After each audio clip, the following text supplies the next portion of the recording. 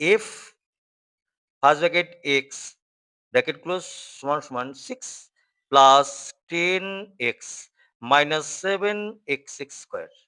তাহলে দেখো এখানে -1 এফ ফার্স্ট ব্র্যাকেট -1 তাহলে এফ ফার্স্ট ব্র্যাকেট দাও এক্স কে তুলে দিয়ে -1 6 প্লাস 10 এক্স এর মান -1 ইন্টু -1 মাইনাস 7 এক্স স্কোয়ার, তাহলে এক্স এর মান বসে স্কোয়ার আছে বলে ব্র্যাকেট নিতে হবে স্কোয়ার।